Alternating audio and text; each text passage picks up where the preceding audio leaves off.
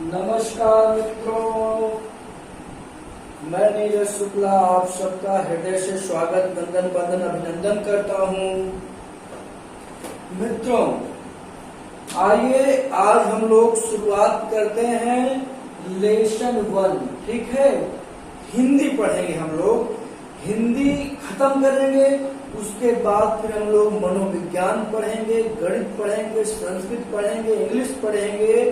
इसी तरह से टेट और सुपर टेट दोनों विषय हम लोग अच्छे से तैयार करेंगे। ठीक है, तो देर न करते हुए आइए आज हम पहला चैप्टर पढ़ते हैं, वर्णमाला अल्फाबेट। मित्रों, आपको पता होना चाहिए कि वर्णमाला से लगभग 5 से 7 नंबर सभी एग्जामों में पूछे जाते हैं, चाहे वो आपका टेट हो, सुपर टेट हो, हिंदी की जितनी भी परीक्षाएं होती होंगी कंपटीशन स्तर पे, आईएएस पीसीएस तक की बात कर रहा हूं, उसमें आपको हिंदी के अल्फाबेट वर्णमाला से 5 से 10 नंबर देखने को मिलता है, निश्चित इसी चैप्टर से मिलता है। और हम लोगों को लगता है कि हिंदी में हमको तो ये वर्णमाला आता ही है, और हम लोग क्या करते हैं, इस पे ध्यान नहीं देते हैं। आज से मैं जो क्लास चालू कर रहा हूँ, इसमें मैं आपकी गलतियों को बताऊंगा कि हमको लगता तो है कि हमको आ रहा है, लेकिन हम गलती कहाँ कर देते हैं, हमको उसके बारे में सीखना है। तो आइए शुरुआत करें, नहीं वीडियो बहुत लंबा हो जाएगा।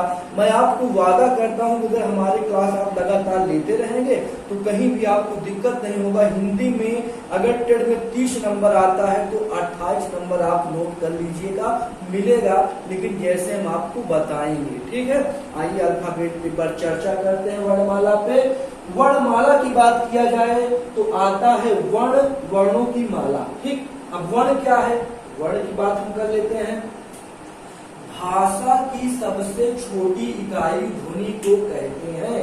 ठीक है, अगर भाषा की बात करें तो जैसे हम बोल रहे हैं, किस भाषा में, हिंदी भाषा में बोल रहे हैं, तो हिंदी भाषा में तो हम बोल रहे हैं, लेकिन इसकी सबसे छोटी इकाई, भाषा की सबसे छोटी इकाई वर्ण ही होता है। छोटे छोटे अक्षरों, अक्षर को हमने लिया का मा ल, तो एक अक्षर का मा ल को लिया तो का मा ल को जो हमने जोड़ दिया तो कमल हो गया, लेकिन का बोलने में हमने जो ध्वनि निकाला, यानी कमल एक भाषा बना, एक भाषा बना, तो का निकालने में मैंने जो ध्वनि निकाला तो ध्वनि ही सबसे छोटी इकाई होती है। कहने का मतलब ये होता है कि वर्ण जो होता है भाषा की सबसे छोटी इकाई जो होता है, भाषा की सबसे छोटी इकाई ध्वनि होती है। तो जो ध्वनि हमने निकाला वो भाषा की सबसे छोटी इकाई है, आप लोग ध्यान दीजिए। आइए वर्णमाला, वर्ण समझने के बाद हम लोग वर्णमाला की बात करते हैं। एग्जामों में पूछा जाता है कि वर्णमाला किसे कहा जाता है, तो ये पढ़ रहे हैं, तो वर्णों के व्यवस्थित समूह को वर्णमाला कहते हैं। क्या कहते हैं, वर्णों के व्यवस्थित समूह को वर्णमाला कहते हैं। जब हम प्रतियोगिता परीक्षा में जब हम देंगे तो कई बार एग्जामों में ये आया हुआ है, 3 ऑप्शन रहेंगे, एक का ऑप्शन जो आपका सही रहेगा, वर्णमाला किसे कहते हैं, तो वर्णमाला के वर्णों के व्यवस्थित समूह, उसमें वर्णों के व्यवस्थित समूह वाला ऑप्शन आपका सही रहेगा। आपसे कोई भी पूछे वर्णमाला किसे कहते हैं, तो वर्णों के व्यवस्थित समूह को वर्णमाला कहते हैं। ठीक है, आइए नोट पे देखते हैं। मूलतः हिंदी के उच्चारण, उच्चारण मतलब क्या होता है, पढ़ना। मूलतः हिंदी के उच्चारण के आधार पर 45 वर्ण होते हैं। उच्चारण की ध्यान दीजिएगा, उच्चारण के आधार पर, ठीक है, उच्चारण 45 वर्ण होते हैं, जिसमें 10 स्वर होते हैं और 35 व्यंजन होते हैं। अब स्वर व्यंजन तो आपको पता ही है ना, स्वर व्यंजन पता है ना, जो मात्राएं होते हैं वो स्वर होते हैं। स्वर क्या होता है, स्वर स्वतंत्र रूप से बोले जाते हैं, लेकिन जो व्यंजन होते हैं वो बिना स्वर की सहायता से नहीं बोले जाते हैं। उच्चारण की दृष्टिकोण से, उच्चारण की दृष्टिकोण से स्वर वर्ण 45 होते हैं और उस 45 में स्वर 10 होते हैं और व्यंजन 35 होते हैं। तो ये रहा उच्चारण के दृष्टिकोण से। अब आइए चर्चा करते हैं लेखन के आधार पर। जो हम लोग लिखते हैं, लेखन के आधार पर 52 वर्ण होते हैं, ठीक है। उच्चारण के आधार पर 45 वर्ण होते हैं और लेखन के आधार पर 52 वर्ण होते हैं। इस 52 वर्ण में 13 स्वर, 35 व्यंजन और 4 संयुक्त व्यंजन होते हैं। यानी कि लेखन के आधार पर जो 52 वर्ण होते हैं उसमें 13 स्वर होता है, 35 व्यंजन होता है और 4 संयुक्त व्यंजन होता है। समझ में आ गया? ये हमारा उच्चारण का आधार। लेखन के आधार पे हमारा उच्चारण के आधार पे क्लियर हो गया और लेखन के आधार पर क्लियर हो गया। उच्चारण के आधार पे 45 वर्ण होते हैं और लेखन के आधार पे 52 वर्ण होते हैं। उच्चारण के आधार पे 10 स्वर और 35 व्यंजन होता है और लेखन के आधार पर 13 स्वर, 35 व्यंजन, 4 संयुक्त अक्षर होता है। अब स्वर किसे कहते हैं? अभी हमने परिभाषा आपको बता दिया। स्वतंत्र रूप से बोले जाने वाले, ठीक है, स्वरों को स्वर कहा जाता है। यानी स्वतंत्र रूप से उच्चारण किए जाने वाले अक्षर को स्वर कहा जाता है। आ, इ, उ, ऋषि, ए, ओ, औ, अन, आ, ये सब क्या है? स्वर है। इनको जब आप गिनोगे तो कुल इनकी संख्या होती है 13। यानी कि स्वरों की संख्या कितनी है? 13 है। 10 आ, इ, उ, ए, ओ, औ, अन, आ, ये अन, आह, इ को छोड़कर यानी कि कुल स्वर कितने? 13 होते हैं। लेकिन 10 आपके ये आ से लेकर औ तक और ऋषि, अं, आ, ये 3 जो हम अयोग वाह, आपको संस्कृत में सवाल आया हुआ था, संस्कृत में पूछा गया था अयोग वाह की संख्या कितनी होती है? संस्कृत में 4 होती है, ठीक है। लेकिन हिंदी में देखिए अधिकांशतः अन, आह को ही माना जाता है, लेकिन ऋषि भी है इसलिए 3 माना जाता है, ठीक है। तो ये हमारा स्वर कितना हो गया? 13 हो गया, ठीक है। अब देखिए कई किताबों में अपवाद के रूप में, ध्यान दीजिए सिर्फ अपवाद है। स्वरों की संख्या कई किताबों में 11 मिलता है, व्यंजन 41 मिलता है, लेकिन टोटल वर्ण कितने मिलते हैं? 52 मिलते हैं। टोटल वर्णों की संख्या कितनी होती है? 52 होती है। ध्यान दीजिएगा, ठीक है। जैसे एग्जामों में आपसे पूछता है स्वर हैं तो 13, 11, 18, 20, तो अगर 11 नहीं है 13 है तो आप 13 पे टिक कर लीजिए, 13 नहीं है 11 है तो 11 स्वर पे टिक कर लीजिए, ठीक है। इस तरह से आपको करना है। थोड़ा जल्दी में बताने की कोशिश कर रहा हूँ इसलिए जो है अगर आपको समझ जैसा होगा आप अपने अगले क्लास में बताइएगा, ठीक है। व्यंजन, आइए व्यंजन की चर्चा करते हैं, ठीक। तो हमने देखा क्या व्यंजन की संख्या कितनी है? 41, ठीक है। आइए व्यंजनों को हम लोगों ने मतलब कई भागों में बांटा गया, जैसे कई वर्गों में बांट दिया गया है। 1, 2, 3, 4, 5, 6, 7, 8 तक इसको नहीं ध्यान देना है।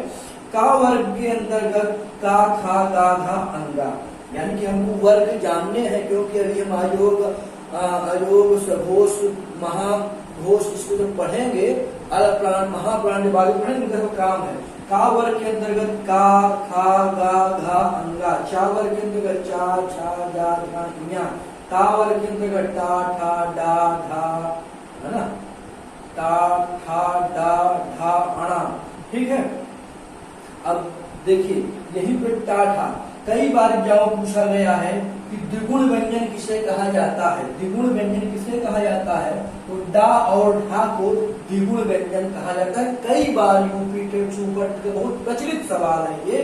द्विगुण व्यंजन किसे कहा जाता है? डा, ढा को कहा जाता है। उच्छिष्ट व्यंजन किसे कहा जाता है? डा, ढा को कहा जाता है, ठीक है। ता वर्ग में देखिए ता, था, दा, धा, ना। पा वर्ग में देखिए पा, फा, बा, भा, मा। तो ये हमारे का के अंदर 5, चा के अंदर 5, टा के अंदर 5, ता के अंदर 5, पा के अंदर 5, ठीक है। लेकिन एग्जामों में कई बार ये पूछा गया है कि अंतस्थ व्यंजन की संख्या कितनी होती है? तो आप बताएंगे 4। कौन कौन से? 11 अलावा, ठीक है, 11 अलावा। जो बीएड बीटीसी करके आए हैं उन्हें ये अच्छी तरह से पता है, क्योंकि कई बार लिखित परीक्षा जो होती है उसमें पूछा जाता है, कई बार हो जाता है, जरूरी भी है। अंतस्थ व्यंजन 11 अलावा होता है, ठीक है। उष्ण व्यंजन शाखा, साहा होता है। उष्ण व्यंजन शाखा साहा होता है। उष्ण व्यंजन की संख्या कितनी होती है, इसकी भी 4 होती है। अंतस्थ व्यंजन की संख्या कितनी होती है, इसकी भी 4 होती है। संयुक्त व्यंजन छाछ, छत्री, त्रास, त्रिशूल, व्यास, ज्ञानी, श्राप, ठीक है। संयुक्त व्यंजन की संख्या कितनी होती है, वो भी 4 होती है।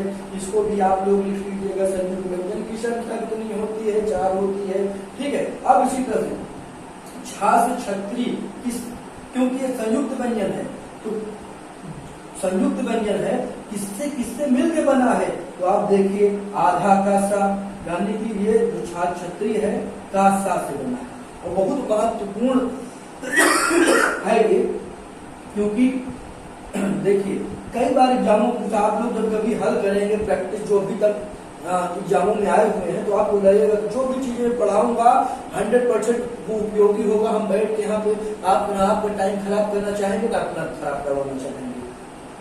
ये हमारा जो छाछ, छत्री है, ये आधा का सा से मिलकर बना है। 4 विकल्प रहेगा तो उसी में आप सही कर दीजिएगा। एग्जाम में कई बार पूछा गया है। और ये हमारा त्रास त्रिशूल है। त्रास त्रिशूल किससे बना है, आधा ता धन रा से। त्रास किससे बना है, आधा ता रा से, ठीक है। ये हमारी ज्ञा से ज्ञानी किन वर्णों के मेल से बना हुआ है, ज्ञा से ज्ञानी, तो आप बताएंगे आधा ज्या धन या से। इसको रट डालिएगा। जो चीजें इंपॉर्टेंट हैं भाई, देखिए ये सब इंपॉर्टेंट ही है, इतनी तो आपको चीजें रटनी है। इससे निश्चित रूप से सवाल बनेगा ही बनेगा। तो इतना मतलब ये मैं जो बताऊंगा सॉलिड चीज बताऊंगा, एकदम सॉलिड चीज, मतलब इसको आपको रट के ही रखना है। ये छाछ, छत्री किससे बनना है, कासा से बनना है। ता किससे बनेगा, आधा तारा से बनेगा। या किससे बनेगा, आधा जा से बनेगा, ठीक है। स्रा ये किससे बनेगा, आधा सा और रा से बनेगा, ठीक है। तो इसमें इंपॉर्टेंट में है त्रा, ये तो बनकर पता चल गया, त्रा, ज्या, ज्ञा पता चल गया, स्रा पता चल गया। लेकिन ये जो छाछ, छत्री, सा जो है नहीं समझ में आता है, तो इसको आप लोग अच्छे से देख लीजिएगा, ठीक है। तो इसमें आप लोगों को आपने देखा इन चीजों को हमको समझना। अभी हम जो है कंठ के आधार पर इसका आगे हम पढ़ेंगे, तो वो सब चीजें मतलब इस चैप्टर में बहुत दूर चीजें हम सब चर्चा करेंगे, कोई प्रैक्टिस भी करेंगे, लेकिन जो करेंगे सॉलिड करेंगे, अच्छा नंबर लाएंगे। आपकी बात चाहे वो यूपी टेट हो, सीटेट हो, आपके बाद झंडा गाड़ के रहेंगे। क्या आप लोग तैयार हैं? अगर आप तैयार हैं तो ज्ञान की खोज इस चैनल को लाइक करें, शेयर करें, सब्सक्राइब करें।